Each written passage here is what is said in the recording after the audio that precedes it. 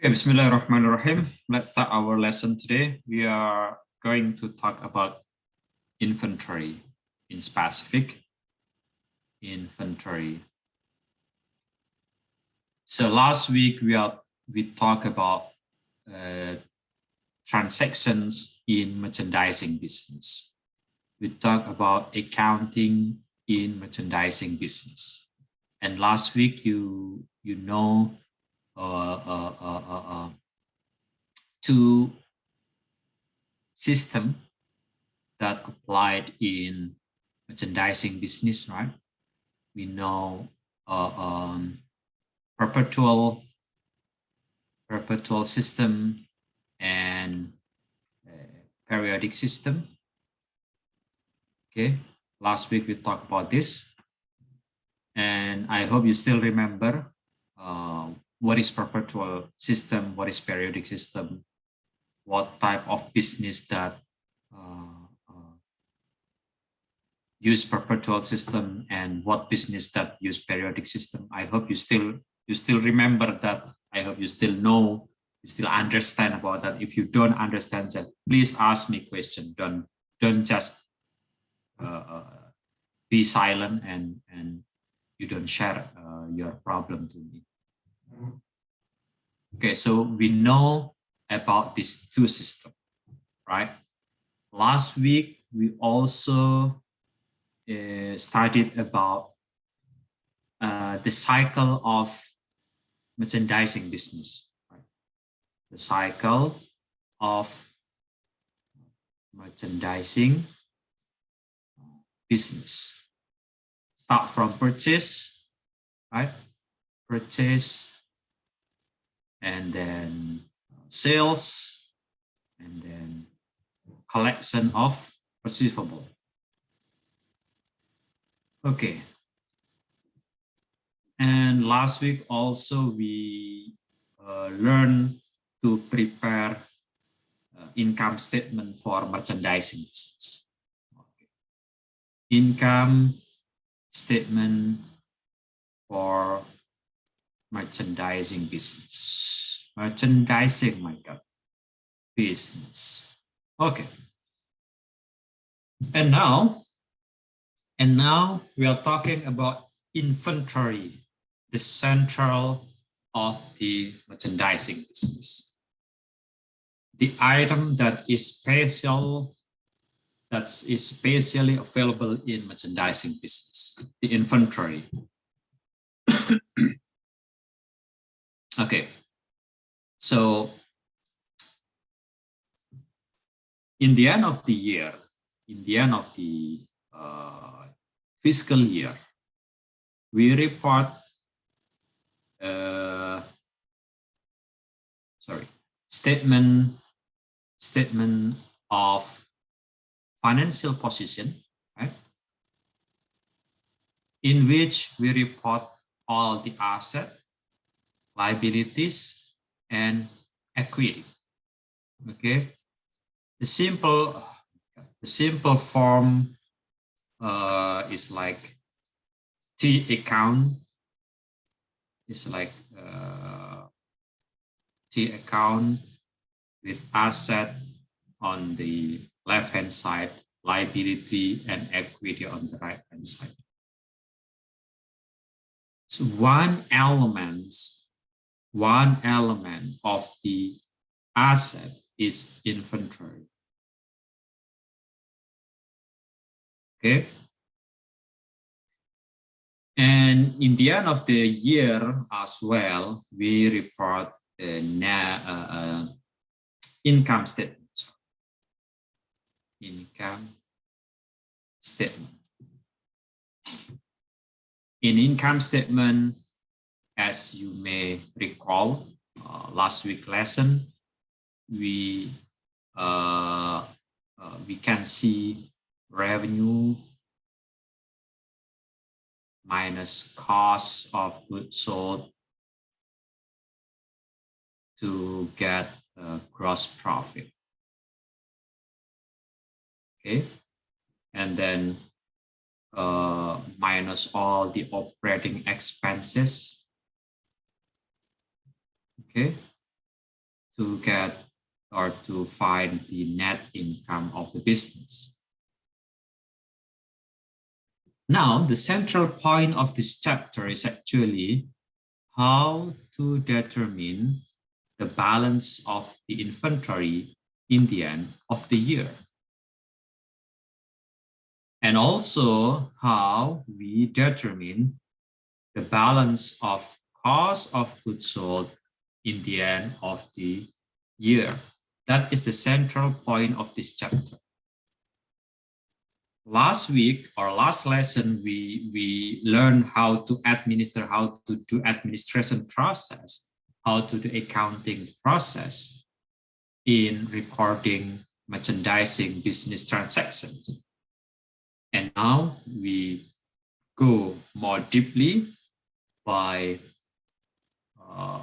talking about how to determine the balance of the inventory in the end of the year and how we determine the balance of cost of goods sold.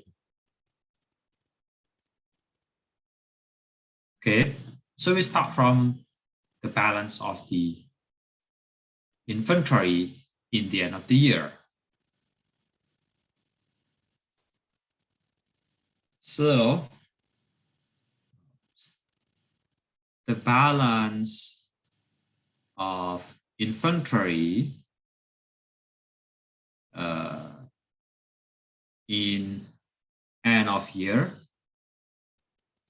is actually simply the quantity times the cost per unit. Okay, the quantity of the inventory times cost per unit. Now, how we determine the quantity of the inventory in the end of the year?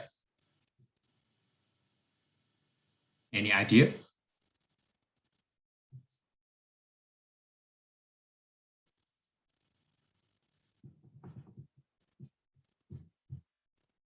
Shannon, if you have any idea.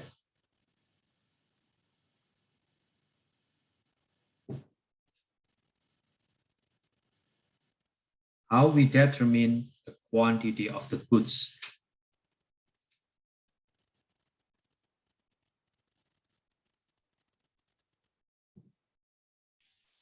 Well, I actually don't.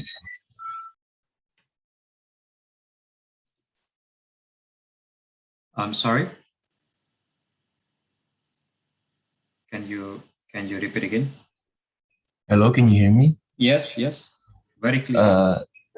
No, I actually don't know how to determine the inventory at the end of the year. Yes, no one knows then.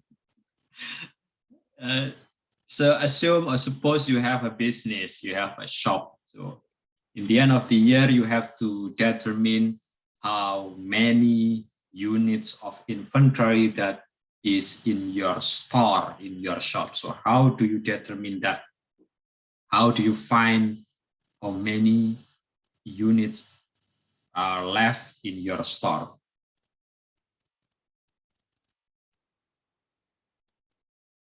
Answer it. I think it's very intuitive. You don't need to think too deep or too. You don't need to read a book to find the answer. You have a store and you want to know how many inventory left, how many inventory are in the store now. So how do you determine? Is it like physical counting? Yes, that is the only way. Do the physical counting. So first of all, do the physical counting. Store, close your store. Ask your employee to overnight. You have to pay extra, of course, and do the physical counting. the best way to know how many inventory you have. Okay. And this physical counting is a must for periodic inventory system. If you remember, in periodic inventory system, we don't update the balance of equity anytime. We update the balance of the equity only in the end of the period. You can do it twice a year. You can do it like every quarter and so on. So how do you know the balance of your inventory? The only way is to do physical count. Yes. But for perpetual inventory system, I think it is unnecessary. Necessary for perpetual system. In perpetual system, we have inventory card. We have inventory card, and we update that inventory card anytime if there is a transaction related to that inventory. So anytime we buy the inventory, anytime we sell the inventory, we always update the balance of the inventory in that card, in that inventory card. The inventory card can be on paper, can be through literally paper, or it can be a record in your computer. So we update the balance of the inventory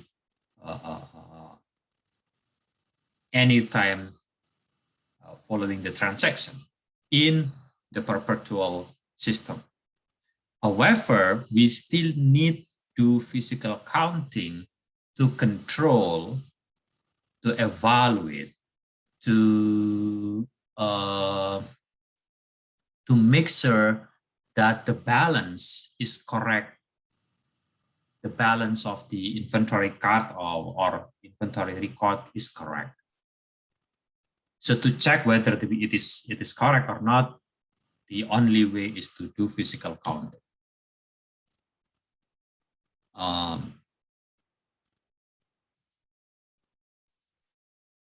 Okay, so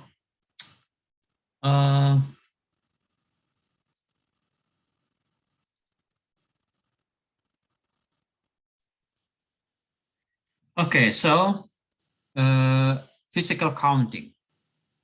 Although this physical counting probably limited to certain types of inventory, right? We cannot do this this physical counting if we have like like crude oil inventory, like liquid cement,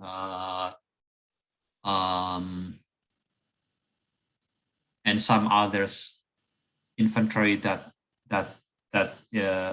is difficult to do this physical counting, right? Business like manufacturing and also mining industry, they have a very complex and very difficult counting system to count their inventory. So in general, physical counting is the best way to find the number of the quantity. However, later you will learn how to do physical counting to crude oil, to charcoal, to liquid product, and so on. I think there will be a way to do the physical counting. Okay. Then when you do the physical counting, you have to consider several facts or several things that is important. The first, inventory in transit. Inventory in transit. So if you have inventory that is in transit, you have to be aware with this thing, with this inventory, whether you include that inventory as yours or not. Okay, so if you do physical counting, you have to be aware, you have to be very careful to this inventory in transit. And I hope you still remember we have two different what you call this two different freight system.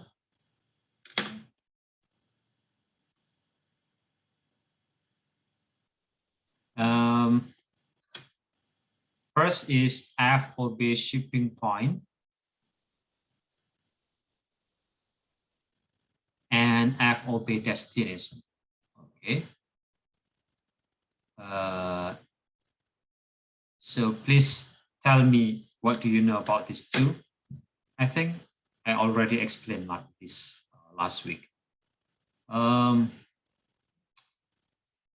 So Akil, if you don't mind. Can you hear me, Mr.? Yes. No, yes. FOB, the first one, the FOB shipping point, the buyer paid, the FOB destination, the seller paid. That's the only thing that I can remember about. Can you repeat again? FOB shipping Somewhere, point? the shipping point, the buyer paid. Paid what? Paid. The buyer pay the freight. Mm-hmm. FOB destination, the seller paid the freight. Okay. So if the buyer pay the freight cost for FOB shipping point, then who owned the inventory? I mean, the inventory belongs to the seller or to the buyer? If what? If it is FOB shipping point, Shipping point. and then the buyer pay the freight cost, so who does own the inventory? Is it the seller? Let me let me try to explain this. If the buyer if the buyer paid the freight costs, okay, the buyer paid the freight costs, and then the buyer means the buyer take the risk of that transportation process, right? So then who does own the inventory? The buyer. The buyer, right?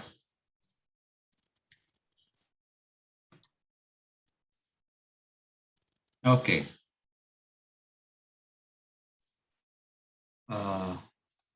So because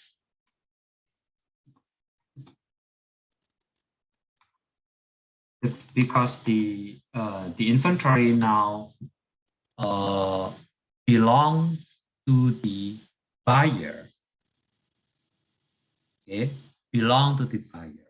So the buyer should include the inventory in transit with FOB shipping point. Okay. So in FOB shipping point, the buyer own the inventory in transit, and also the buyer pays the freight costs, right? Oh my God. My handwriting is very bad, very, very bad. Pay the freight costs. Okay. So because the buyer owns the inventory, the buyer pays the freight costs, then the buyer should include the inventory in transit when the requirements or when the transfer or when the transaction using FOB shipping point.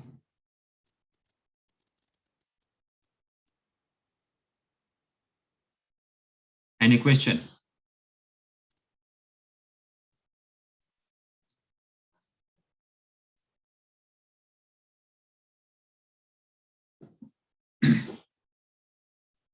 So in FOB shipping point, the inventory ownership is transferred to the buyer when the inventory received by the carrier, received by the carrier of the inventory, the delivery system of the inventory. Okay, and in FOB destination,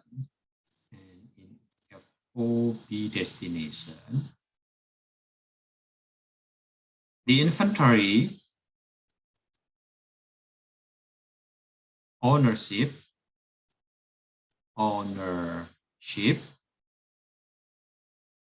transferred to the buyer when it is arrived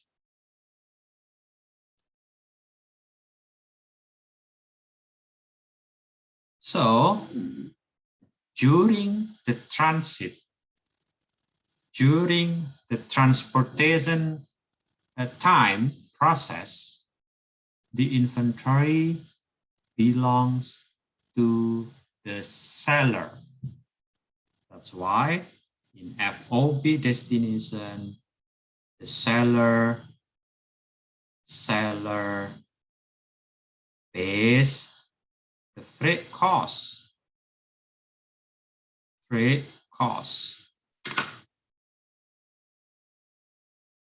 Okay, so in FOB destination, the inventory ownership transferred to the buyer when it is arrived in buyer's warehouse. So during the transportation process, during the transit, the inventory belongs to the seller. Okay, that's why seller pays the freight costs. Seller take all the responsibility of the inventory during the transfer or during the transit. Okay, so in this case, the seller should include the inventory in transit if the transaction using FOB destination. Okay. Please remember, this is not part of accounting lesson. This is a business lesson. So it's actually from your management skill and knowledge, from your literature, not from accounting literature. So we have these two transfer system, FOB shipping point and FOB destination. Both are different. In FOB shipping point, the inventory belong to the buyer once it is transported or once it is transferred by the carrier. And the second is the FOB destination. The ownership of the inventory is still with the seller until the inventory arrive at the buyer's warehouse. Okay, so you have to know in which point the inventory belongs to the buyer. You have to know in which point the ownership transfer to the buyer.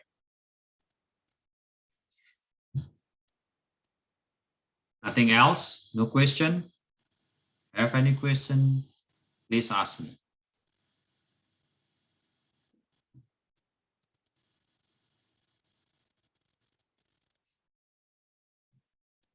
Okay.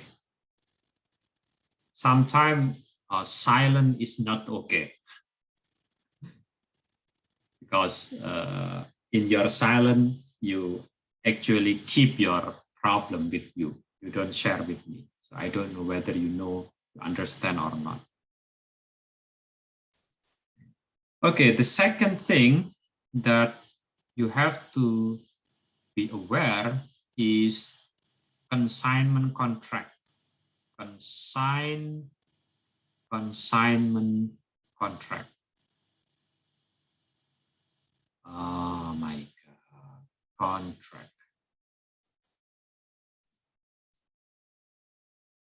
In consignment, there are two parties. First, consignor. Consignor is the owner of the product. Okay. And the other party is consignee, is actually the seller of product. For example, in book industry, in book selling industry, usually the publisher they don't sell the book directly to the customer. They usually ask a bookshop or bookstore to sell their books. Okay, so we have publisher in one side, and suppose Gramedia, for example, as a very well-known bookstore in Indonesia. So publisher ask help to Gramedia to sell the books. So publisher send the book to the Gramedia, and then Gramedia will sell it to the customer. So when publisher send the inventory, the books to the Gramedia, it is under consignment contract.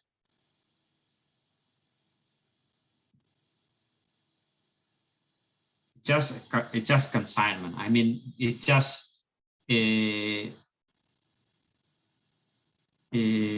way to sell. So one method or one way to sell the inventory. Instead of building your own store, which is very expensive, it's better if you have a partnership with the existing bookstore, and then you ask them to sell your book under this consignment. So in consignment contract, the inventory belongs to the consignor. Still, the ownership is with the consignor. In our case, the books it's still owned by the publisher. So when the publisher do the physical counting in the end of the year, then the publisher should also include all the books that is held for sale by the Gramedia. Okay. Any question? Excuse me, sir. Can I ask question? Yes. So basically, consignment is basically the owner of the product, right? Like the owning. Yeah. Yeah. Well, what is it? Confinement or Consignor is the owner consignor? of the product. Seller of the product. So basically, the product is owned by the owner or the seller, consignor. The product is owned by the consignor. However, physically, the product is with consignee, the seller. So the seller is actually sales agent for the consignor. Then the ownership of the product is still with the consignor. Did you get it? Yeah. Yes, sir. Okay. Other question? No? Okay. Let me show some question here. Okay. I have some question for you to do. So let's see this. Oh, sorry. Let me change the slides.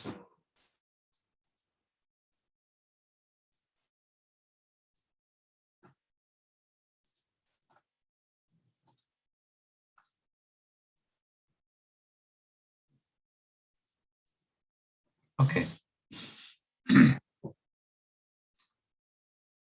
So a company, Deng Yaping, completed its inventory count and it arrived at a total inventory value of 200,000. And you have been given the information listed below and discuss how this information affect the reported cost of inventory. The first, Deng Yaping included the inventory goods held on consignment for false code, costing 15,000. So in this statement, the inventory is under consignment. Okay, so you have to be careful with this. The consignor is false code. How do I know? Because this statement, consignment for false code. So this is the consignor. And Deng Yaping is the consignee, the sales agent. If consignee is too strange for you, it's actually sales agent. So what do you know? What do you think, Najla, with the first statement? Do you agree or disagree? Humaira, Najla, are you there? No?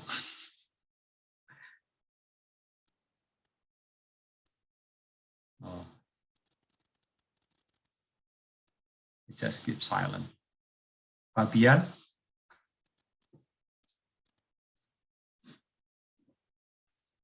Fabian Andanu? Yes, Pak.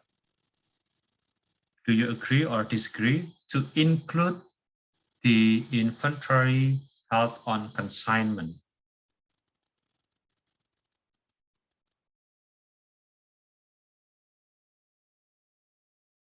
So then, yes? I think yes, it should be deducted from the inventory. Deducted from the inventory. Yes, deducted from the inventory. Because, why? The goods is held by the consignment, the consignee. Can you please talk clearly? I cannot hear you. We cannot elaborate the words, but So why is the inventory excluded from consignee inventory? Why is that? Because the inventory is still owned by the consignor. The ownership never transferred to the sales agent. The sales agent duty is only to sell the goods, nothing more. So you send your inventory to them and then they will sell it for you. So the inventory, it's still with the consignor. It's still owned by the consignor. Then this inventory should be excluded from the consignee total inventory. Okay. Next, the company did not include in the count purchased goods, 10,000 yen, which were in transit with FOB shipping point. FOB shipping point. Naura Luna.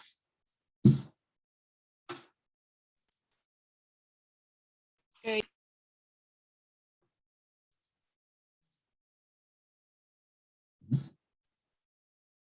Let's go.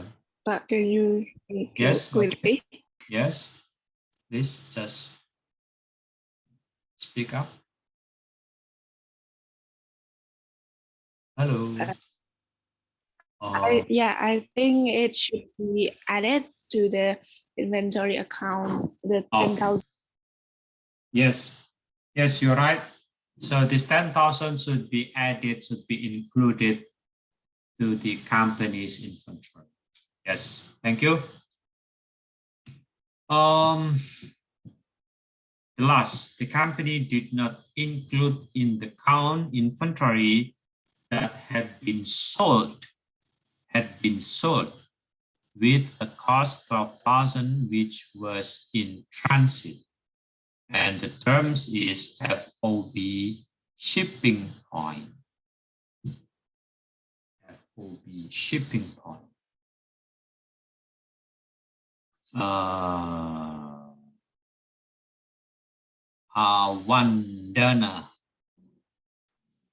Wandana Anggi.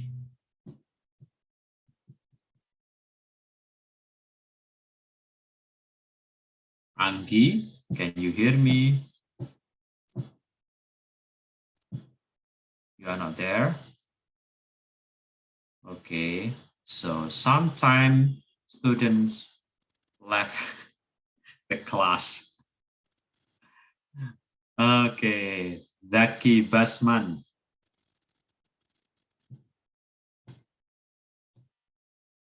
Zaki Basman also left the class.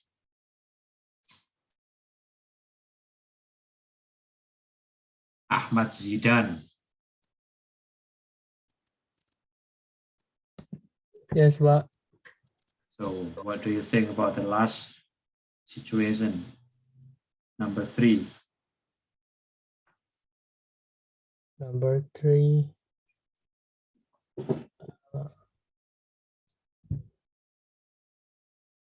The solution, sir.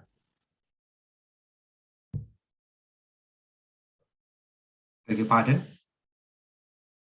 I think item 3 was treated correctly.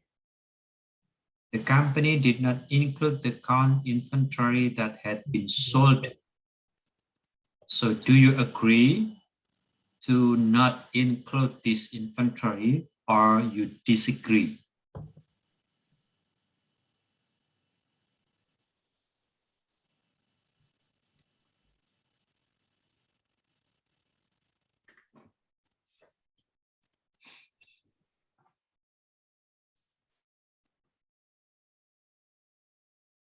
I think agree, sir.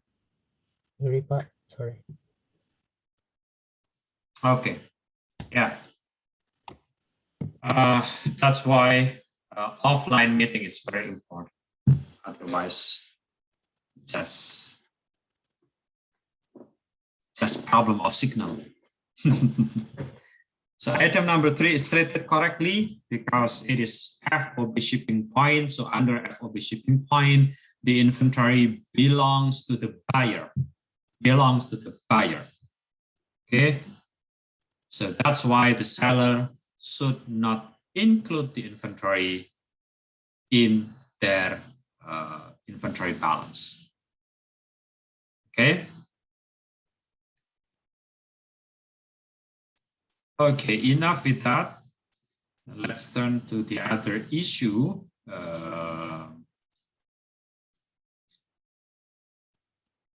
So you have to do physical counting, right? Again, do physical counting to find the quantity of the inventory. But please be aware with 2 issues: goods in transit,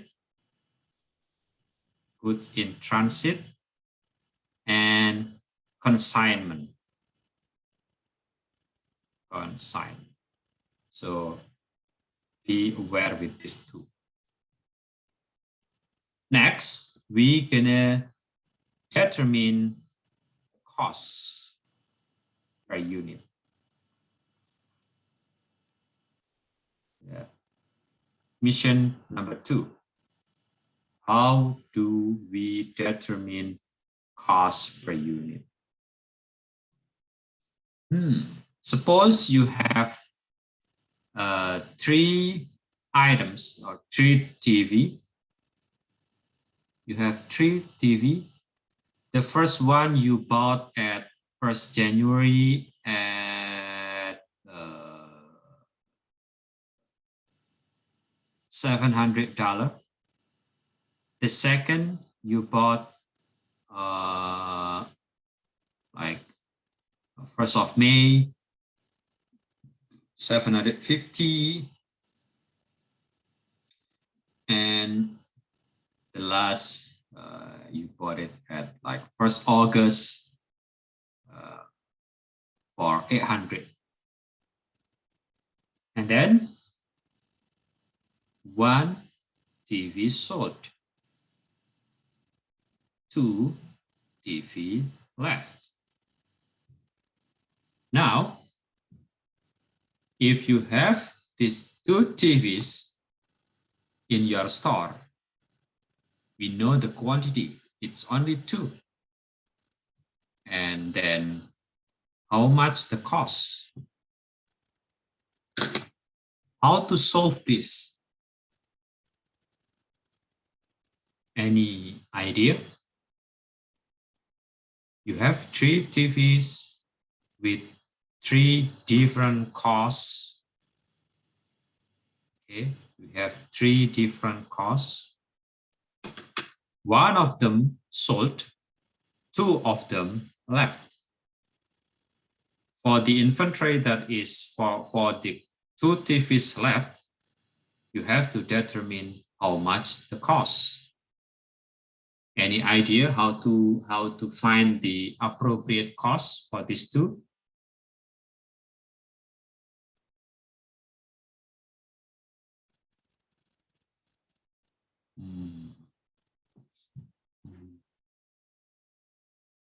Come on, guys.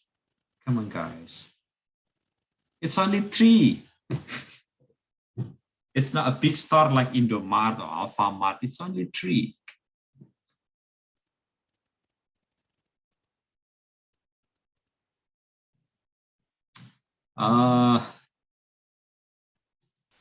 Let me ask management student. Management student always creative, I suppose, because this is your business.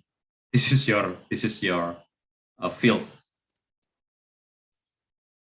I don't remember who is Nikela Sativa.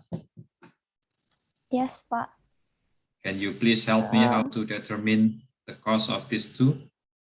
Well, if I sell the TV, I think starting from the start, I'm just like averaging the price from this 3 TV, then that's what I'm going to sell. Is it 3 different TV or it's the same model, if I may ask? The same. Exactly the same model, the same brand, but you bought it with different price or different cost. Then I will just sell it with the average price from these 3 items. I mean, this 3 TV. Okay, because this is only 3, can you give a specific code to that TV to identify the cost? Because it's only 3. Because this is only 3 TVs. Can you give a special code or special mark on that TV to identify the cost of the TV? Can you do it? Is it possible to do it? I think it's possible. It's possible. So you put a mark, you put a sign, the cost of the TV. Okay, that's the best way actually.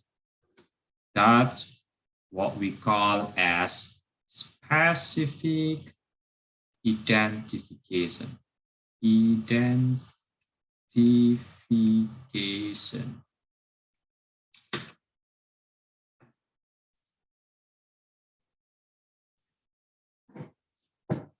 So by identifying one by one of the inventory, put a small sticker or small barcode on the TV.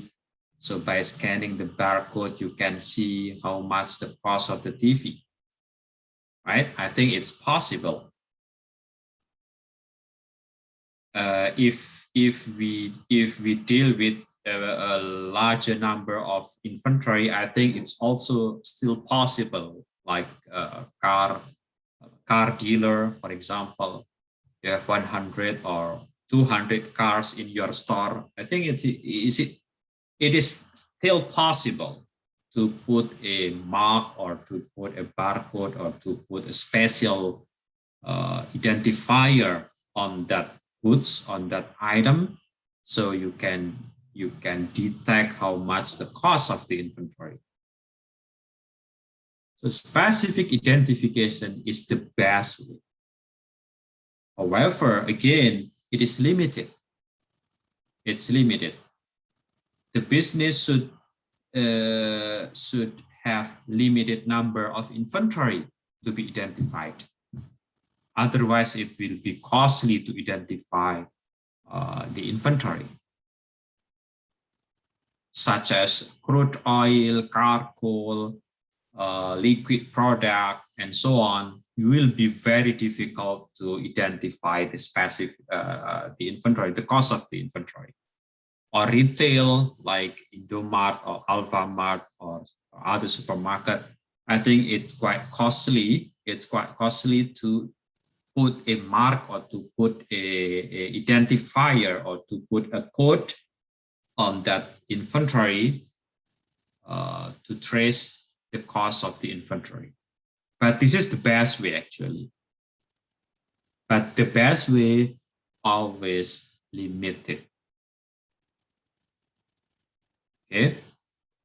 So if we have that specific identification, if we use this specific identification, I think it's easier for you. Put a mark there, like 1 star, 2 star, and 3 stars here.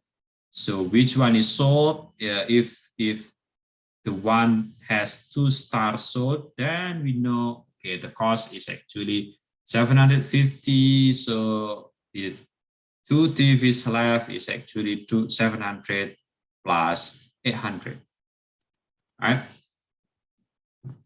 So because this specific identification is quite limited due to the limitation of the number of the inventory, when the number growing, then specific identification is not appropriate anymore, it's not efficient anymore. Then we use as a solution, as an alternative, we use assumption.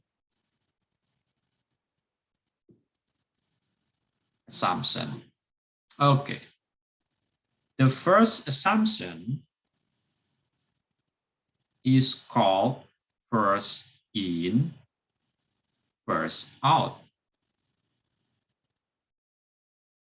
Okay, because we cannot put any special mark, any special code, any special sticker to that product, then we assume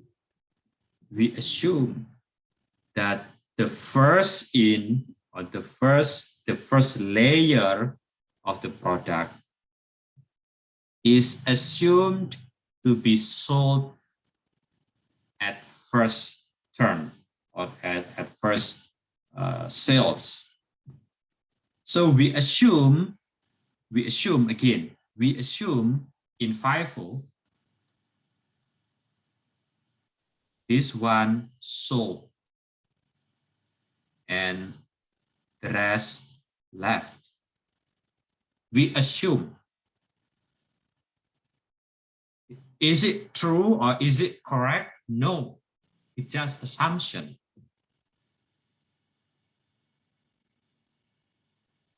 The correct way is doing specific identification, but it is limited. It's not efficient. So we use assumption to help us. The first assumption, FIFO. In FIFO, the first layer sold first. First come, first sold. Okay, first in, first out. Then the first, which is 700, sold, and the rest 2 left. So for these 2, we report E as the inventory in the end of the year, inventory balance, right? And for this one sold, we report as cost of goods sold. Cost of goods sold. The cost of good that has been sold. Next, another assumption, although it's not allowed anymore. The second assumption called last in, first out. Last in, first out. So in this assumption, the last layer is sold and the previous layer is left. Last in, first out.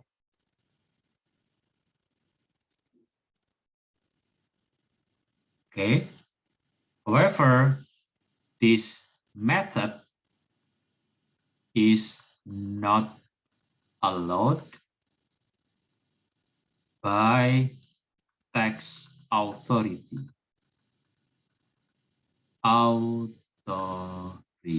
Sorry, my handwriting.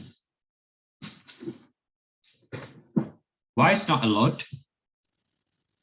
If you can see, if we compare this FIFO and LIFO with the assumption or with the condition that the cost of the product is increasing by the time from 700 to 750 to 800, means the cost of the product increasing by the time.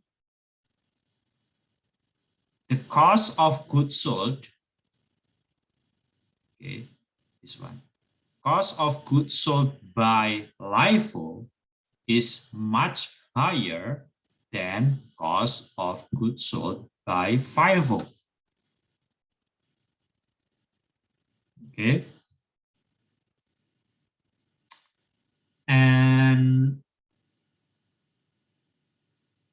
because the cost of goods sold by LIFO is higher, then the net income is lower, because we find or we count net income as revenue minus cost of goods sold minus operating expenses. So if the cost of goods sold is higher, then the net income will be lower, right? So LIFO will produce lower net income, and it's not good for tax authority. Okay. Let me continue to the last assumption is average. How to do it is quite easy. So you get the total of the cost, 700 plus 750 plus 800 average, and you divide it by 3. So we have 2,250 divided by 3, it's around 750. Okay, per unit. So one sold, the cost of goods sold according to average is 750, and two left, the cost is $1,500 according average inventory method.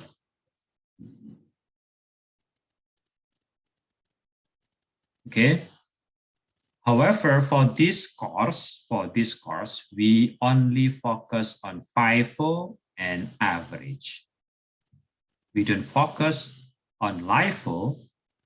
As I told you, this LIFO is not allowed by tax authority because it reports higher cost of goods sold and lower net income, and it's not good for tax, right? Another thing, this LIFO is also not allowed by accounting standard. Why accounting standard does not allow this LIFO? Because the balance of inventory, the ending balance of inventory is from old inventory, which is not relevant for current economy. Okay. Again, LIFO is not allowed by accounting standard. One of the reasons is under the LIFO, the inventory balance report costs that is from old inventory, and that old inventory is not relevant for current situation or current decision needs or current information or current economy.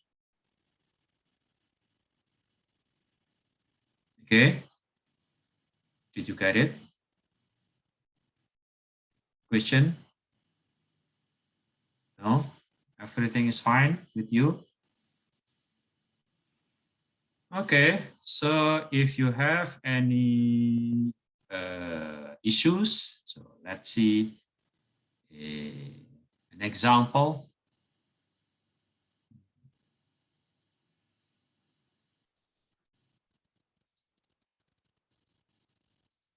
So this is the example. Okay, so we have this inventory. So this store has beginning inventory in the first year, in the first date of the year. 10 units were available in the warehouse with cost 100. So the total is 1,000. And the store or this company bought 3 times inventory, different unit, and also different price or different costs. Okay, so if 45 left, so after doing physical counting,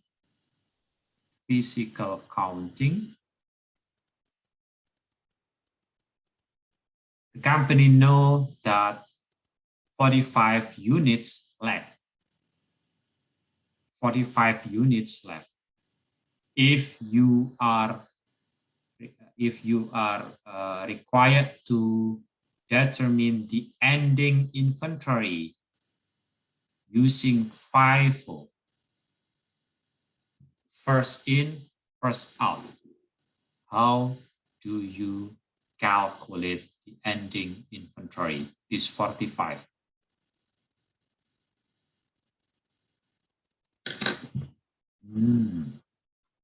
First in, first out.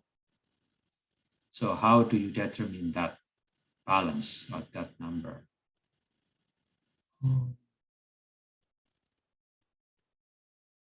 Nur Artina.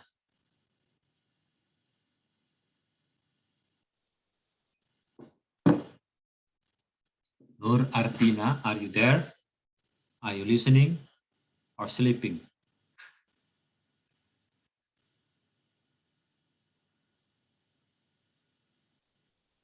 Oh, no response.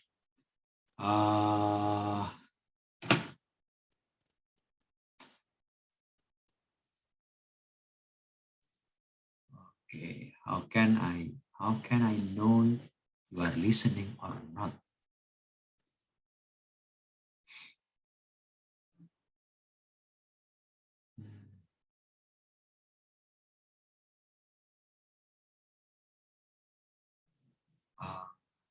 Anggi, are you there? No, he's sleeping. Farhan Siddiq.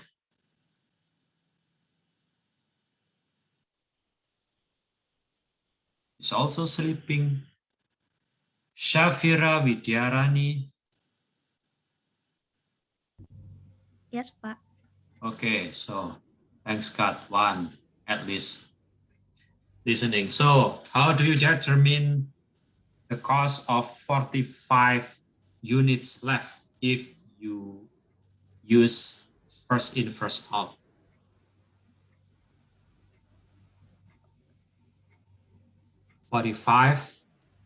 First in, first out means the first layer sold first. The last layer left. Is it by divided the total cost? No, first in, first out. So how many units you have? 100. 100. You have 100 available for sale.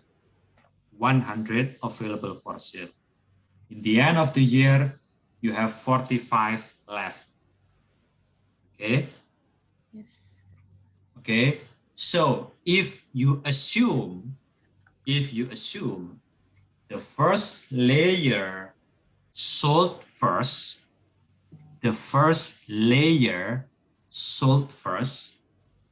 then these 45 units left are from the last layer. Okay? Can you follow me? Yes, Pak. Okay. So how do you determine the cost of this 45? 45 is from? 100 minus 50. No. 45 is from? Yes? Is it Anyone? by subtracting 100 from 45? No. Okay. No. I'm asking how to determine the cost. How much the dollar costs. The dollar cost for this 45. Now you have 45 units in your store. Okay, I have 45. So how much is it? Anyone can help, please. Yes. Is it 15 units from August 24 and 40 units from November 27? Yes. And then the... Okay, stop at that point. Thank you. So the 45 is from 40 with 130, 5 with 120.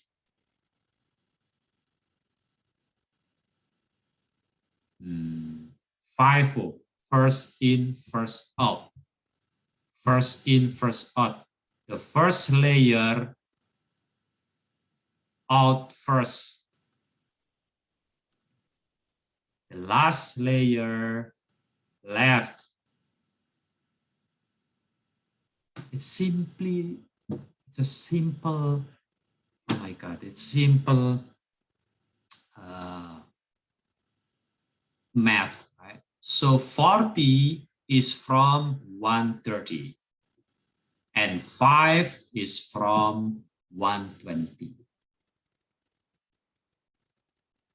Okay, so the cost of this 45 is 5,800.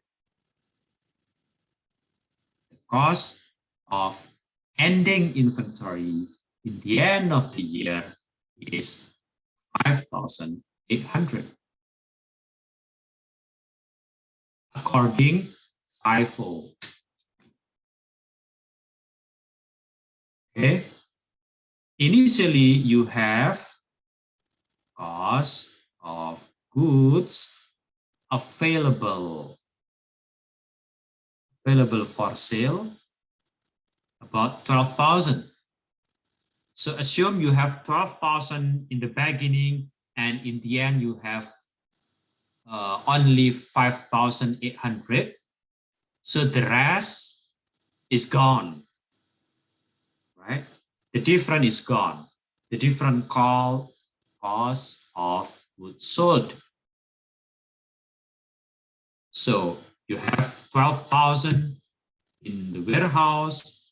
Then in the end of the year, you have only 5,800 left. So the less or the difference is sold, cost of goods sold. I think it's quite simple, but most of you are sleeping now because too simple, maybe too easy for you. Okay, question?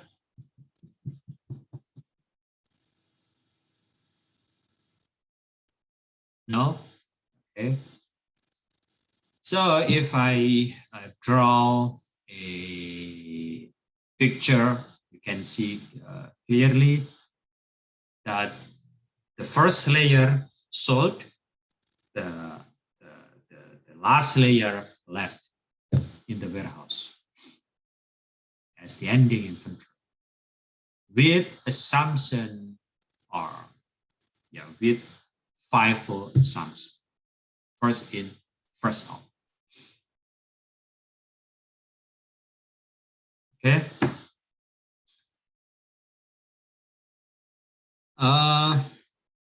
Next is average. It's average. I think it's easy because you have 100 units in the warehouse from the beginning inventory and the purchase, and this 100 costs 12,000. So cost per unit is 120. 120. So if you have 45 units left, it's 45 units cost 45 times 120. Okay. So this is the ending inventory balance. And you report this on the balance sheet, right? Balance sheet or statement of financial position. It's the same thing. So then how much cost of goods sold? It's easy if you have 12,000 in the beginning and in the end of the year you have only 5,400, then the rest is sold.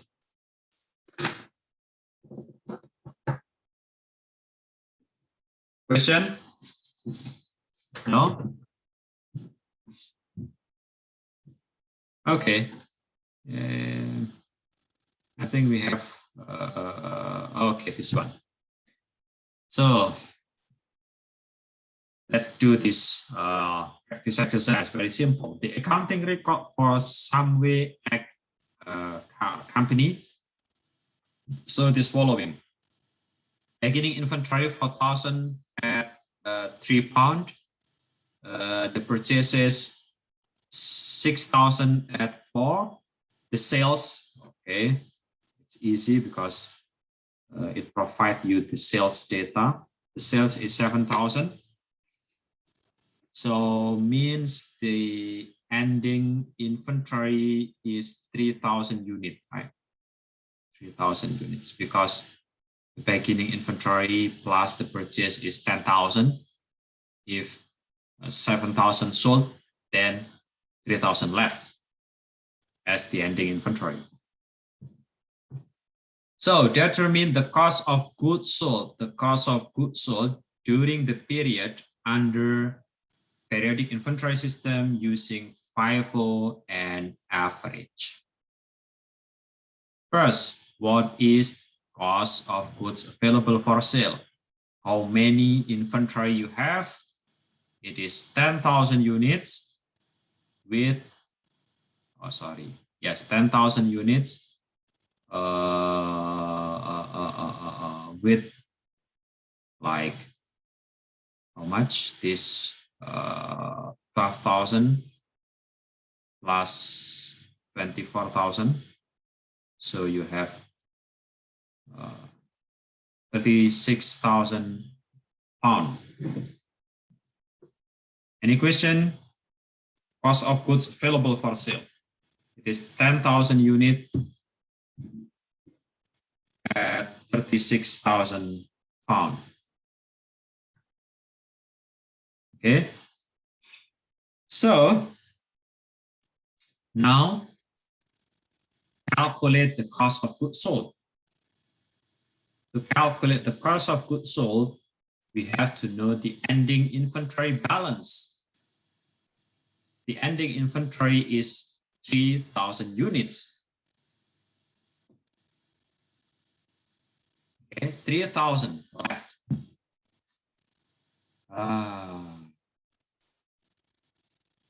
Mario, can you help me? If you use FIFO, this 3,000,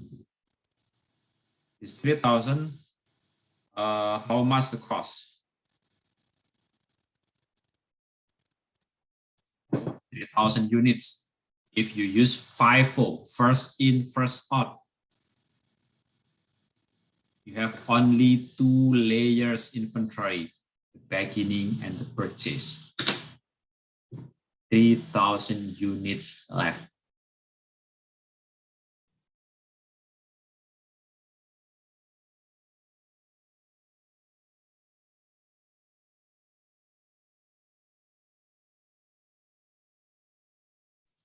If you have 3,000 units left,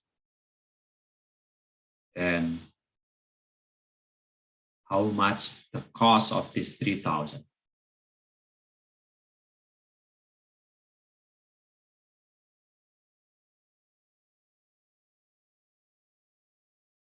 Come on.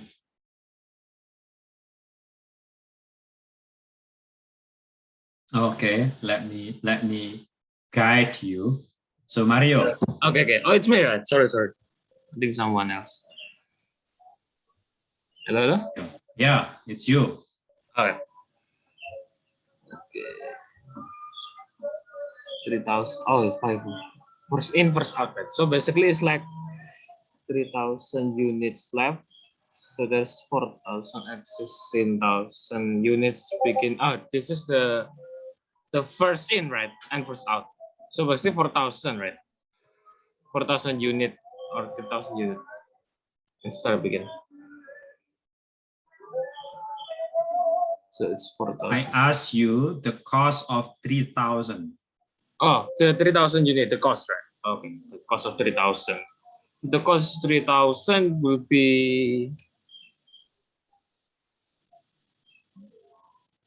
$2, £2 or something, £2. Oh no, £2, 2.5. Okay, Mario. 2.5. Mario. Okay. Mario. What can you see if this company has only 2 layers inventory?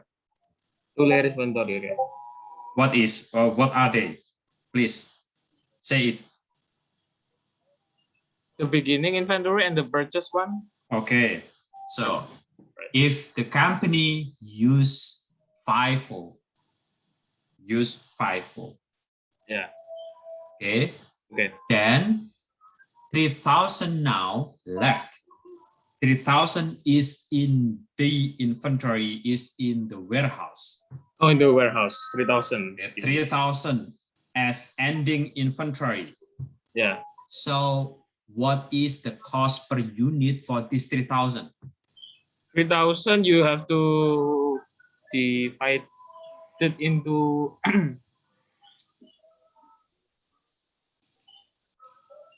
My God, Mario. Sorry, guys, I have to speak bahasa with Mario. Sorry, okay. Mario. Yeah. Kamu punya 2 lapis inventory saja ini. 2 lapis, ya, 2 lapis.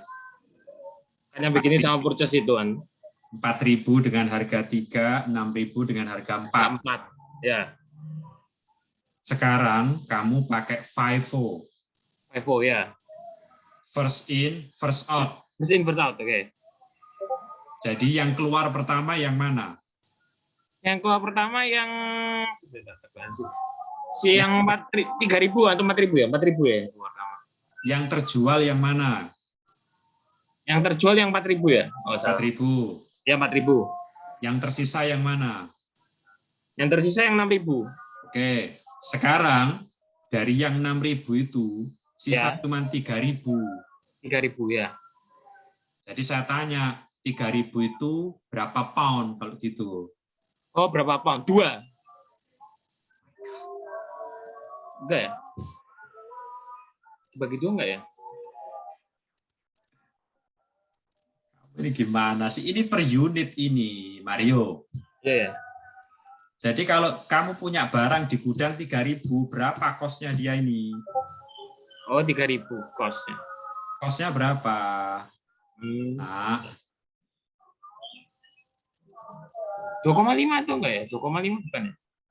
ngapain kamu, dia ampun. Mario, Iya, ya. kamu punya 6.000 barang. Ya. Per unit harganya 4. Harganya 4 ya. Kalau sekarang tersisa 3.000 barang. 3.000 barang ya. Saya tanya berapa itu nilainya? Berarti dikali 2 atau? Loh kok dikali 2 sih? Ya ampun, ya dikali 4. Aduh. Ngerti nggak? Ngerti. Kali 4. Loh. Oh my God. Oh my God. Kenapa dikali 4? Karena itunya kan sudah diambil tuh. 6.000 kan bisa 3.000. Berarti kan 2 kalinya ya. 2 kali. Harusnya kan dibagi 2 kan. Kali 4 ya. Nah, ya tahu. Kan 3.000 harusnya bagi 2. 4 itu per unit. Oh, per unit. My God.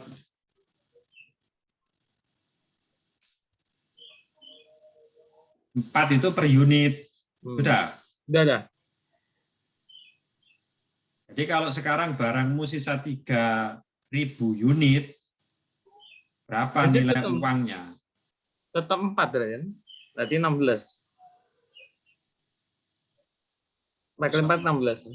3 kali 4, 16 itu kamu. Oh, 3 kali 4, 12. Sorry. Mana? Salah. Aika. Oke. Oke. So I really encourage, I really ask Bu Devi to force you to come to campus. Otherwise, it will be just a TV show. It's nothing to do with this. Okay, so sorry for others. I have to speak Bahasa because it's too complex to me to explain if I use English. So actually, it's very simple. You have 2 groups of inventory. 4,000 units with £3 per unit. And the second group is 6,000 units with £4 per unit. Okay, if 3,000 left, then 3,000 is from the second group, right? Which is £4 per unit. Okay, so the cost of goods sold according to FIFO is 36 minus this 3,000 times 4. Okay, because this ending inventory is from the second batch, or the second layer. Okay. If you use average, it's easy because you have 10,000 units with 36,000 pounds, then cost per unit will be 3.6 pounds. So 3,000 units left. 3,000 units left is 3,000 times 3.6. Okay, this is the ending inventory. So the cost of goods sold will be total inventory in the beginning minus the ending inventory. So This 25,200 is sold. My God. Okay. Question? No?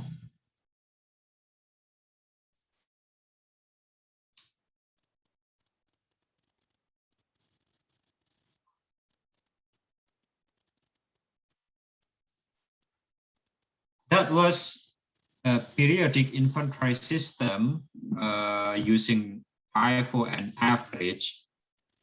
I think that was easy for you to understand because it's only what you have in the first and what you have in the end of the year, and how do you determine the cost.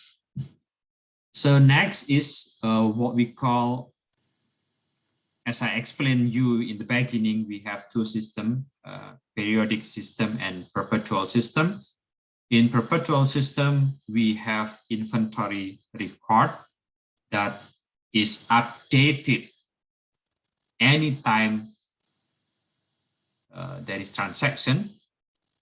So in this system, we have to update the inventory record. So for example, in this case, the company has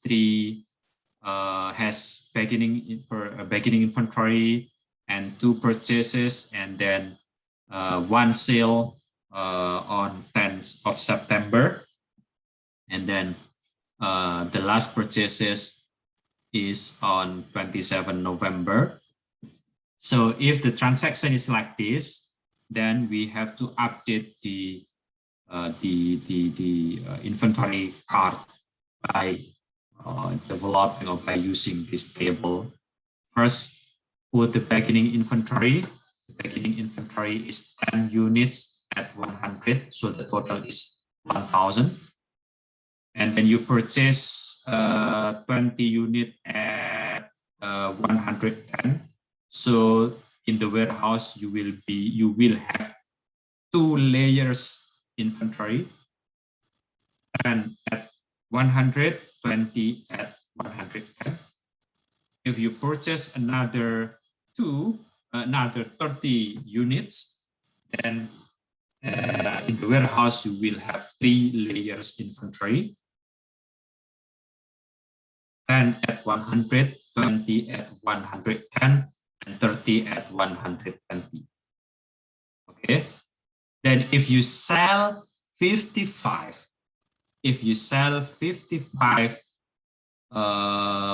inventory, if you sell 55 inventory, the 55 will be from the first layer because you use first in, first out. So the 55 will be from 10 at 100, 20 at 110, and the rest is from 30 at 120. So the first, the second, and the last layer. So what you have in the warehouse in the end of the period is only 5 at 120. So after purchasing another 40, then in the warehouse you will have 5 at 120 and 40 at 130. And this 5,800 is ending inventory reported on the statement of financial position, and this 6,200 reported as cost of goods sold in income statement. Okay. What about the average method? For the average method is actually the same. However, it is much what you call this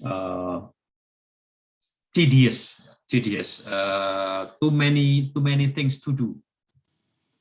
So you have to calculate the inventory, the average price anytime if there is a transaction. So from the beginning inventory, the cost per unit is 100. By purchasing another 20 means you have now 30 units of inventory with the total cost 3,200 from 1,000 plus 2,200. Then you calculate the cost per unit, the average cost per unit. Later you buy another 30. So now in the warehouse you have 60 units with total cost of 6,800. So the average cost is 113.33. If you sell 50 unit, then the 50 unit, the cost of goods sold will be 50 times 113.33, and so on. So we report this as cost of goods sold, and we report this as ending inventory. My message, my point actually, guys, most part of this course is not accounting, especially this part, this chapter is mostly about business, is mostly about account, is mostly about management, inventory management. So if you cannot understand the very basic of inventory calculation, then I think you will be in trouble with your business later. So it's very important to understand the inventory calculation, right? Actually, I don't want to stop here, but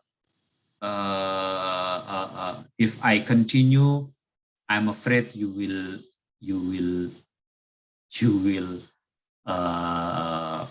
deeply lost. You will be deeply lost because this computation, this calculation is actually simple. However, sometimes you think it's quite complex. But before I continue, if you have any question, please ask me. If you want me to explain you twice is fine. I have a recording of this chapter in Bahasa. You can download. You can watch it on my YouTube channel. So I explain you in Bahasa. If you need more explanation about this chapter. This is not the end of the chapter because it still have several parts left, but I don't know if I continue whether I can I can explain it to you or not, because sometimes it's not easy to explain this to new students. Not because the topic is too difficult, but sometimes you assume this topic is difficult. Rather, this topic is quite simple actually. It's just simple calculation, nothing to do with complex math. It's just a simple math.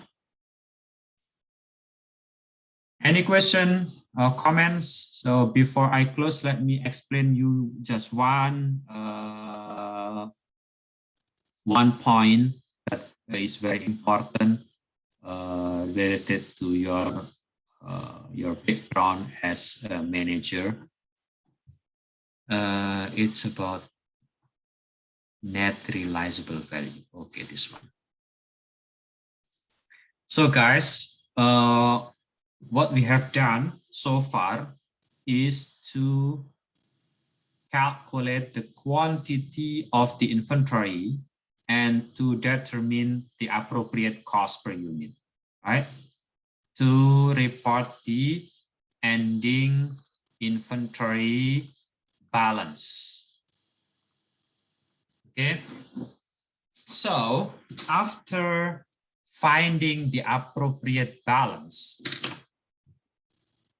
you have to evaluate whether the cost, the total cost of ending inventory, whether the total cost is still relevant. It's still relevant. You have to think. I think it's part of your managerial, again, it's part of your managerial skill. Is there any possibility that the cost is not relevant? Yes. I give you example. For example, you have two inventory or two cell phone. Okay. You bought these two cell phone.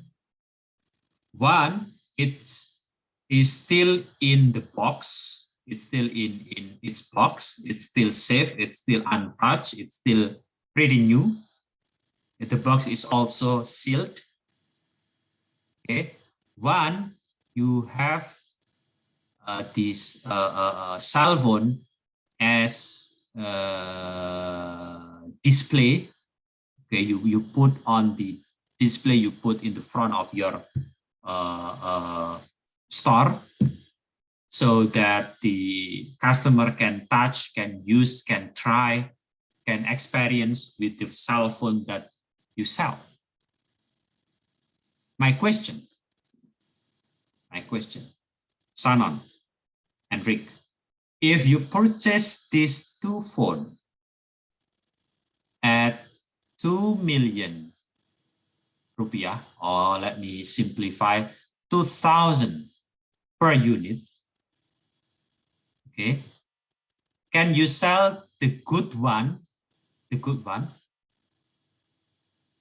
more than 2,000? If you put like, if you sell it like 3,000 or 200, 2,500, can you sell it at that price? I'm sorry, could you repeat the question, please? Okay, if you have these two cell phones, one, it's still in its box, it's still good, it's still sealed in its box, masih disegel di dalam kotaknya. But the other, you put as a display phone for the customer to experience. Both are cost 2,000 per unit. Okay, if you sell it, the first one, I mean the good one, at suppose 2,500. Okay, my question, can you sell the other, the display one, at the same price? I think, yeah, you can sell the product at the same price, but if it's only a display product, at most stores, the display products are not for sale, so they take the display product for the customers to test out, maybe to test out the phone, but they take the real phone that they want to buy out of the inventory at the back of the store. So I think they can But sell if you sell this display phone, can you sell if you sell the display phone, can you sell it at the same price at the good phone? If it's is it reasonable to put the same price? I feel like if it's the same product and it works the same, then you definitely can. Is it reasonable? No. If you are the buyer, Yeah. if you are the buyer, do you want to pay the same price for this display product? As a buyer, no, but Okay. I think you can.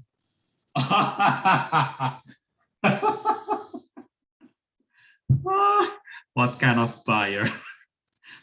Okay, so let me change my example now. If you cannot follow this. Okay, one product has 1 year expired date, and one product has 1 month expired date.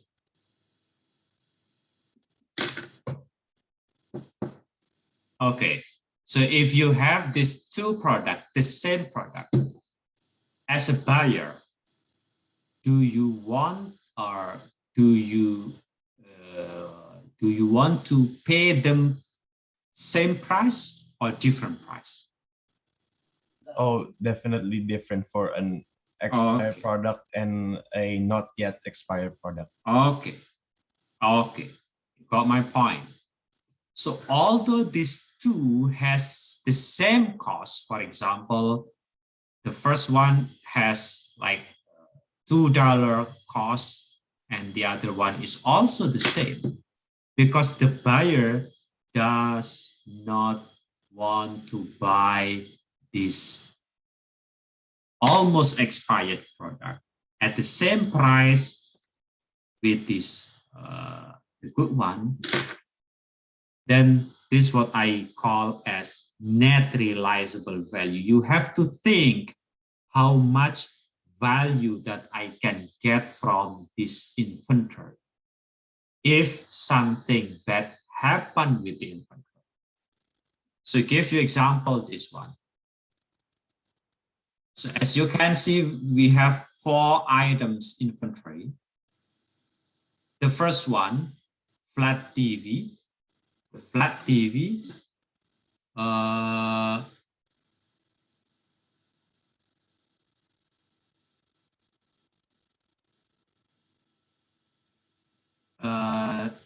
the flat TV is 100. Oh, sorry,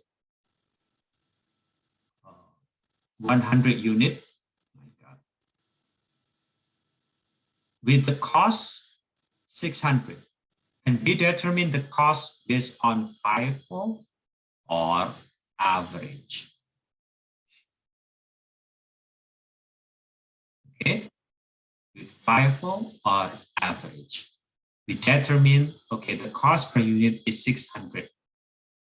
However, because this TV has like a old technology, and the technology is now outdated, and the customer doesn't want to buy this. I mean, the customers don't want to buy this flat TV anymore.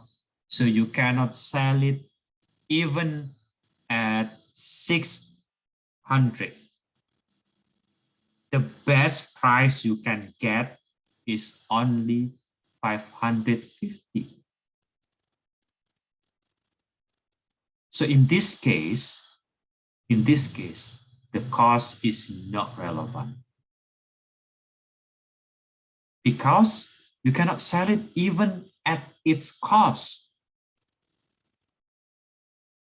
The rational customer will buy lower than the cost, which is 550. So you have to use this 550. Another inventory that experienced the same thing is the DVD recorders. The DVD recorders is 850 units, and according to the FIFO or to the average, the cost per unit is 50. However, due to the technological issue and others and so on, you cannot sell greater than 50. The only price that you can expect customer can buy is 40 48,000. It's 48,000. Sorry, it's $48. So in this what you call, in this case, the cost is not relevant. We have to use the net realizable value. Again, it is related to your field, which is management. If you have inventory that is obsolete, inventory that is outdated, inventory that is defected, inventory that is spoiled, and so on, you cannot expect to sell this inventory as a greater price than the cost. So in this point, or in this case, you have to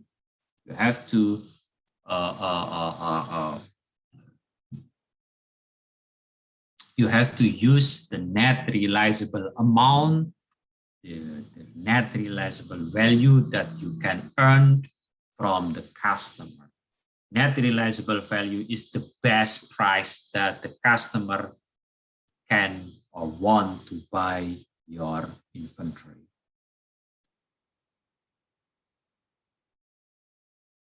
Question. That's the end. Although I have several items left, but I will stop at this point.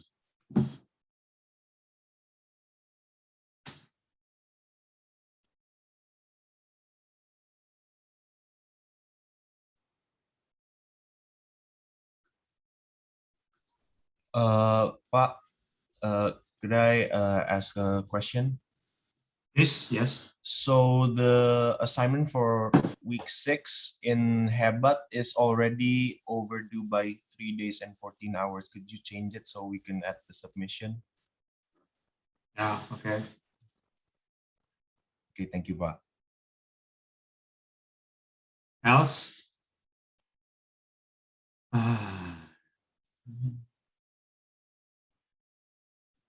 Nothing else? Question? Sorry about the pre-test. I mean, yeah, I mean, last time the connection is like error, right? The Hebat, I mean, before entering, and the pre-test also, yeah. The pre-test is cannot be done, and now it's too late now. The pre-test is open since 7 o'clock in the morning. So I give you bunch of time from 7 to 1 p.m. to do the pre-test. And because maybe 30 minutes of trouble with the system, you ask me to open this. No, sorry, I cannot help you.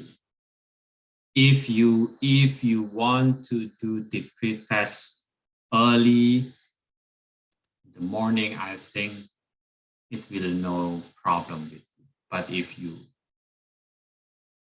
kind of people that always do it late, then I'm sorry, I cannot help you.